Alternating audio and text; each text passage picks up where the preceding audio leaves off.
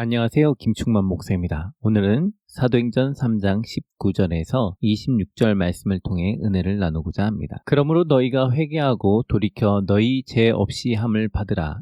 이같이 하면 새롭게 되는 날이 주 앞으로부터 이를 것이요. 또 주께서 너희를 위하여 예정하신 그리스도 곧 예수를 보내시리니 하나님이 영원 전부터 거룩한 선지자들의 입을 통하여 말씀하신 바 만물을 회복하실 때까지는 하늘이 마땅히 그를 받아두리라. 모세가 말하되 주 하나님이 너희를 위하여 너희 형제 가운데서 나 같은 선지자 하나를 세울 것이니 너희가 무엇이든지 그의 모든 말을 들을 것이라. 누구든지 그 선지자의 말을 듣지 아니하는 자는 백성 중에서 멸망받으리라 하였고, 또한 사무엘 때부터 이어 말한 모든 선지자도 이때를 가리켜 말하였느니라. 너희는 선지자들의 자손이요 또 하나님이 너희 조상과 더불어 세우신 언약의 자손이라. 아브라함에게 이르시기를 땅 위의 모든 족속이 너의 씨로 말미암아 복을 받으리라 하셨으니 하나님이 그 종을 세워 복 주시려고 너에게 먼저 보내사 너희로 하여금 돌이켜 각각 그 악함을 버리게 하셨느니라. 19절 그러므로 너희가 회개하고 돌이켜 너희 죄 없이 함을 받으라. 이같이 하면 새롭게 되는 날이 주 앞으로부터 이를 것이요. 하나님께서 아브라함에게 말씀과 언약을 주시기 시작하면서 유대인들은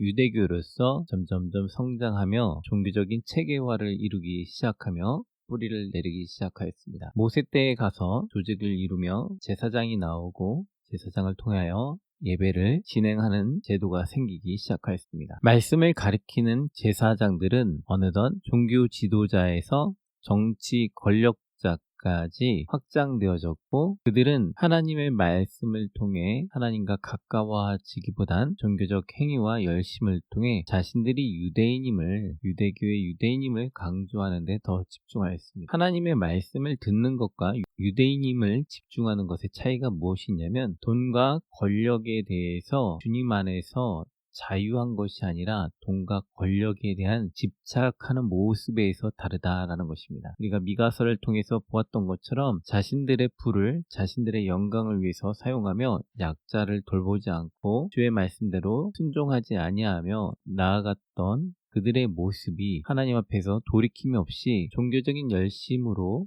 단순히 생활하면서 부와 명예와 권력을 유지하고자 하는 욕구들을 계속 진행했다라는 것이죠. 그러므로 이들은 회개할 것은 자신의 인간적인 모습과 타인에 대한 모습과 하나님에 대한 세 가지 모습에서 삶의 방향성을 돌이키는 회개가 필요했다라는 것입니다. 20절 또 주께서 너희를 위하여 예정하신 그리스도 곧 예수를 보내시리니, 인류 역사가 시작할 때 예수 그리스도를 바로 보내주신 것이 아니라 예수 그리스도를 보내신다고 약속하셨는데, 그 약속이 시작할 때 이루어지는 것이 아니라 끝날에 이루어지고 있다라는 것입니다. 단 한 번의 기회를 시작이냐 중간이냐 끝이냐 어디에서 이 한 번의 기회를 사용할 것이냐에서 모든 죄의 문제를 맨 마지막에 리셋하여 종이를 뒤집는 것처럼 이 마지막 때에 인류의 역사가 죄로 물든 이 세상을 예수 그리스도를 통해 예정되어졌던 하나님이신 예수 그리스도를 보내 이 땅의 모든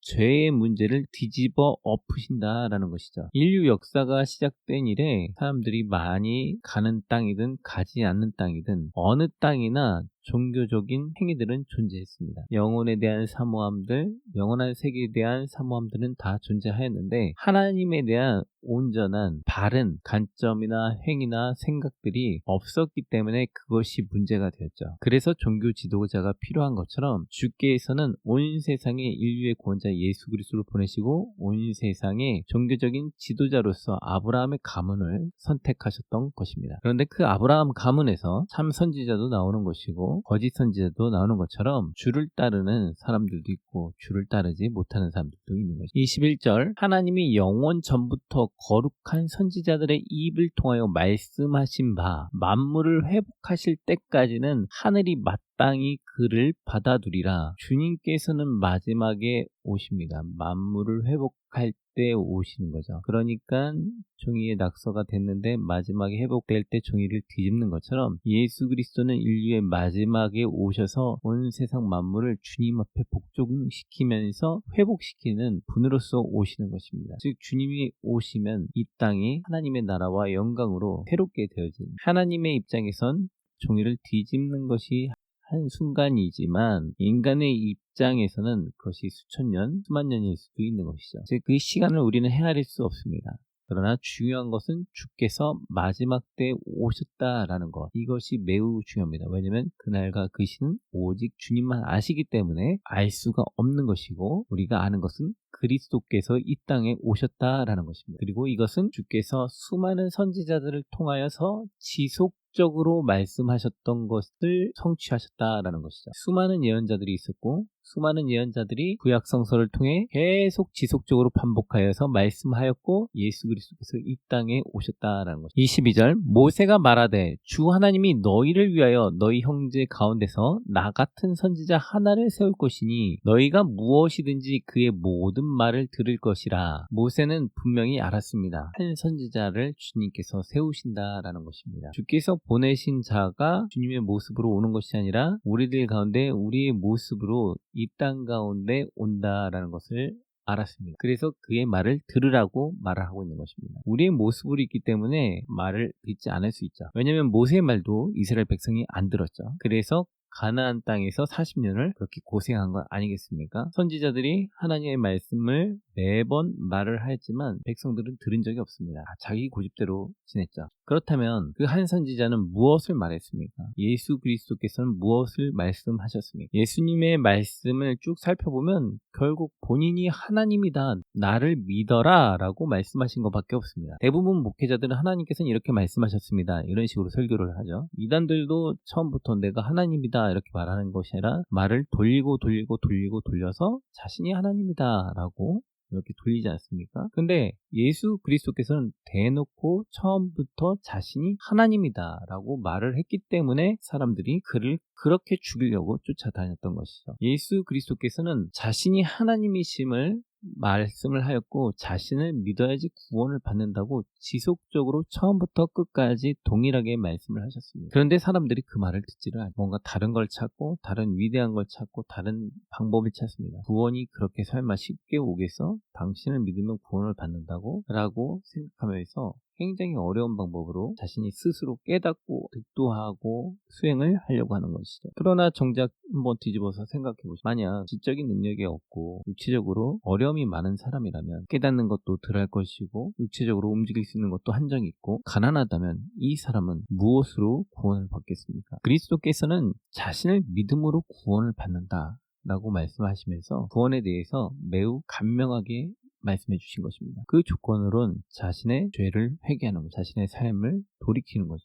자신이 살던 모습에서 돌이켜서 이제 그리스도인답게 살아가는 것에 대해서 말씀하고 있는 것입니다. 그렇다면 나는 지금까지 어떤 행동을 하였고 어떻게 살았습니까? 그리고 어떻게 회개하길 원하는가요? 나는 예수 그리스도를 어떻게 믿고 있습니까? 이것이 바로 구원을 받기 위한 필수 과정인 것입니다. 23절 누구든지 그 선지자의 말을 듣지 아니하는 자는 백성 중에서 멸망받으리라. 유대인들은 이런 말을 하더라고요. 랍비의 말을 듣지 않는 자는 죽으리라. 이렇게 말을 했습니다. 그러나 우리는 오늘 사도행전 3장 23절에서 누구든지 그 선지자의 말을 듣지 않는 자는 백성 중에서 멸망받을 것이다. 예수 그리스도의 말씀, 내가 길이요 진리요 생명이니 나로 말미암지 않고는 아버지께로 올 자가 없다. 그 말을 듣지 않으면 죽는 게 아니라 멸망받는 거죠. 그리스도의 말씀을 듣지 않는 자는 멸망받게 되는 것입니다. 우리가 왜 이 땅을 살아가면서 현실 속에서 그리스도의 말씀을 볼 때 왜 상충한다, 이 말씀대로 살기 어렵다, 그러면서 왜 이 말씀대로 살지 않을까요?